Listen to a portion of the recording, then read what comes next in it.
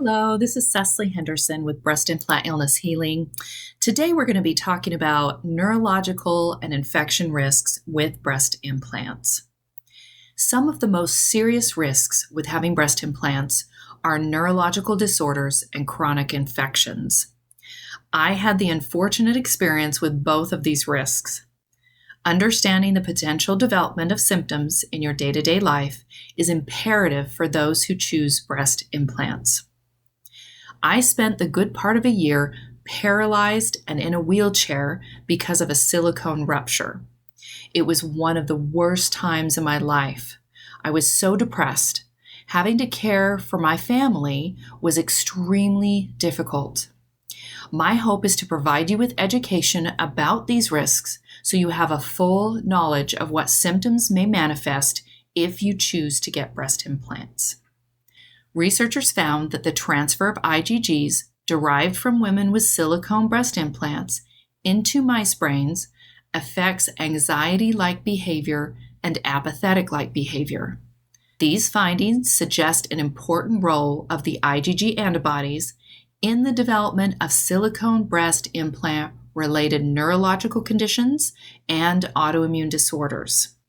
It was found that the women with silicone breast implants to have suffered cognitive impairment, depression, major depressive disorders, and widespread pain. The researchers believe that IgG autoantibodies play a big part in a person's mental health and immune system. It is worth mentioning that having the IgG autoantibody test available to women before they get breast implants may help show the potential risk of developing neurological or autoimmune disorders after getting breast implants. Scientific study. The biofilm hypothesis. Background. This study followed 50 patients who wanted explantation due to breast implant illness. The researchers analyzed their symptoms and followed up with a questionnaire. Implants and capsules were removed en bloc. Implants were photographed. Each implant shell and capsule was sent to the lab for histology and microbiological culture.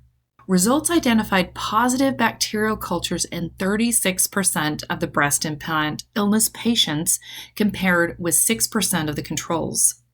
The most common organism was P. acnes.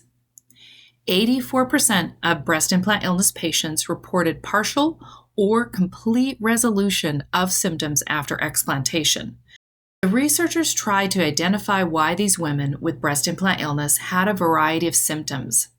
It was found that 36% of the women had bacteria in their implant shell and capsule. It was noted that all 50 women with breast implants partially or completely improved once their implants were taken out.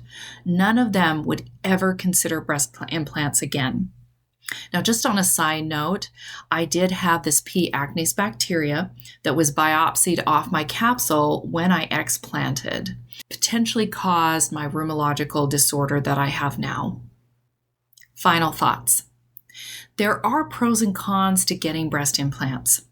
After having them myself, I wish I would have known about a healthier alternative for breast enlargement.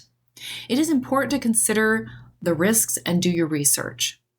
After experiencing both neurological and infection disorders from breast implants, I have dedicated my time and efforts to helping women make informed decisions by utilizing genetic testing, IgG testing, and understanding healthier alternatives to breast implants.